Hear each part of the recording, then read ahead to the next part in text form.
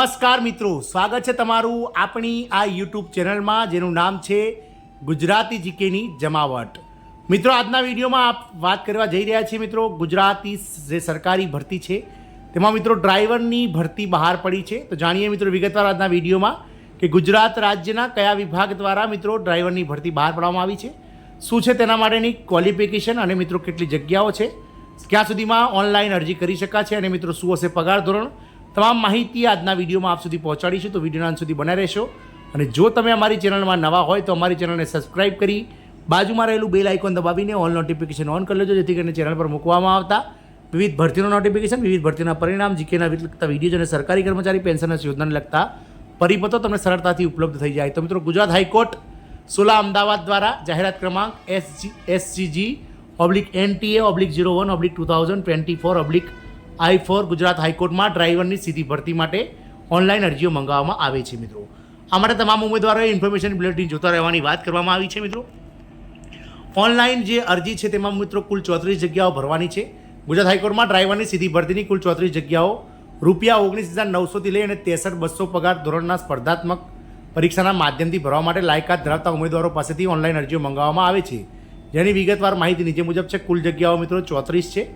વાત કરીએ અલગ અલગ કેટેગરી વાઇઝ તો જનરલ પુરુષની 12, SC એટલે કે શિડ્યુલ કાસ્ટની 1, STની 3, 6, SCBC એટલે કે OBCની 11 અને EWS 4 કુલ જગ્યાઓ છે અલગ અલગ કેટેગરી વાઇઝ, જેમાં મહિલાઓ માટે આરક્ષિતમાં જનરલની 4, STમાં 2, SCBC 4 અને EWSમાં 1 છે.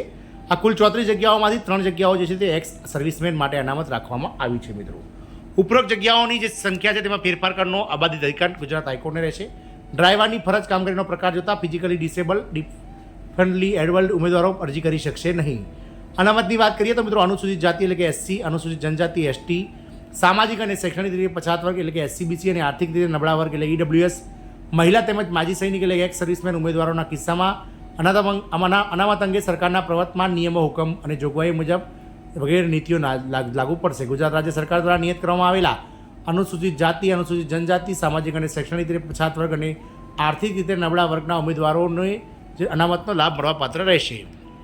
યોગ્યતાઓની વાત કરીએ લાયકાતની તો મિત્રો ઓનલાઈન અરજી કરવાની છેલ્લી તારીખ એટલે કે 15 જૂન 2024 સુધીમાં ઉમેદવારે સરકાર માન્ય કોઈપણ જે બોર્ડ છે તેમાંથી ધોરણ 10ની પાસ કરેલી પરીક્ષા હોવી જોઈએ, એટલે કે સરકાર માન્ય બોર્ડમાંથી ધોરણ 10ની પરીક્ષા પાસ કરેલી હોવી જોઈએ. ઉમેદવારોની આંખો દ્રષ્ટિ જોવાની ક્ષમતા સ્પષ્ટ હોવી જોઈએ. ઉમેદવારોને રંગ અંધત્વની ખામી ન હોવી જોઈએ. ઉમેદવારો લાઇટ મોટર વ્હીકલ એટલે કે LMV ચલાવવા અંગેનું માન્ય ડ્રાઇવિંગ લાયસન્સ ધરાવતા હોવા જોઈએ. વાહનની મરામત અને મિકેનિઝમ અંગેની આવડત ધરાવતા ઉમેદવારોને અગ્રતા આપવામાં આવશે. પ્રાદેશિક પરિવહન અધિકારી RTO, મોટર વ્હીકલ ઇન્સ્પેક્ટર તથા અન્ય સમકક્ષ અધિકારીશ્રી મદદની નિરીક્ષણ હેઠળ ડ્રાઇવિંગ સ્કિલ ટેસ્ટ લેવામાં આવશે. ડ્રાઈવરની ફરજ કામગીરીનો પ્રકાર જોતા ઉમેદવાર અતાંધણાપણા, ઝામર, એક જ આંખ કાર્યરત કે આંખની અન્ય કોઈ પણ ખામી ધરાવતા ન હોવા જોઈએ. અનુભવની વાત કરીએ તો ઉમેદવાર પ્રતિષ્ઠિત સંસ્થા અથવા કંપનીનો ઓછામાં ઓછો 5 વર્ષનો ડ્રાઇવિંગનો અનુભવ ધરાવતા હોવા જોઈએ. વય મર્યાદાની વાત કરીએ તો ઓનલાઈન અરજી કરવાની છેલ્લી તારીખ એટલે કે 15 જૂન 2024 સુધીમાં 18 વર્ષથી ઓછી ન હોવી જોઈએ અને 35 વર્ષથી વધુ ના હોવી જોઈએ. મિત્રો, અલગ અલગ જે કેટેગરી વાઇઝ સરકારના નીતિ નિયમ મુજબ મિત્રો જે 5 છૂટછાટ મળવાપાત્ર રહેશે. મિત્રો, આ છે મિત્રો જે પરીક્ષા ફીની વાત કરીએ તો ઉમેદવારોએ જે સામાન્ય ઉમેદવારો છે તેમને ₹1000 પ્લસ બેંક ચાર્જિસ અને અન્ય કેટેગરી અને મહિલા ઉમેદવારોએ ₹500 પ્લસ બેંક ચાર્જિસ જે છે તે પરીક્ષા ફી ભરવાની રહેશે. આ ઓનલાઈન પરીક્ષા છે. વાત કરીએ પરીક્ષાની તો સ્પર્ધાત્મક પરીક્ષા લેવામાં આવશે 100 માર્કની. હેતુલક્ષી પરીક્ષા 100 માર્કની 100 ગુણની રહેશે, જે 1.5 કલાક એટલે કે 90 મિનિટમાં પૂરી કરવાની રહેશે. જેમાં અલગ અલગ પ્રકારની જે છે તે પરીક્ષાઓ લેવામાં આવશે, જેમાં હેતુલક્ષી પરીક્ષા 100 માર્કની 90 મિનિટ અને ડ્રાઇવિંગ સ્કિલ ટેસ્ટ 100 ગુણનો લેવામાં આવશે. હેતુલક્ષી પરીક્ષાની વાત કરીએ તો મિત્રો 100 ગુણ 100 પ્રશ્નો છે, 100 ગુણના દરેક ગુણનો 1 માર્ક્સ રહેશે. નેગેટિવ માર્કિંગ ખોટો જવાબ પર 33% કપાશે. 1 કલાક અને 30 મિનિટ એટલે કે 90 મિનિટમાં જે છે તે આ પરીક્ષા લેવામાં આવશે. જેમાં કુલ જે વાત કરીએ સિલેબસની તો ગુજરાતી ભાષા, સામાન્ય જ્ઞાન, ગુજરાતી ભૂગોળ, ગણિત, રોજબરોજની ઘટના એટલે કે કરંટ અફેર્સ, વાહન મોટરનું પાયાનું જ્ઞાન અને વાહન વ્યવહારના નિયમો, ટ્રાફિક રૂલ્સ વગેરે વિશે મિત્રો જે છે તે હેતુલક્ષી પરીક્ષાઓમાં પૂછાશે. મિત્રો, વાત કરીએ તો મિત્રો ઓછામાં ઓછા જે છે તે અલગ અલગ જે કેટેગરી છે અનુસૂચિત જાતિથી લઈને EWS તેમને 45 ગુણ અને જનરલવાળા માટે 50 ગુણ લેવાના રહેશે. જે એવા ઉમેદવારોને જ ડ્રાઇવિંગ ટેસ્ટ માટે બોલાવવામાં આવશે.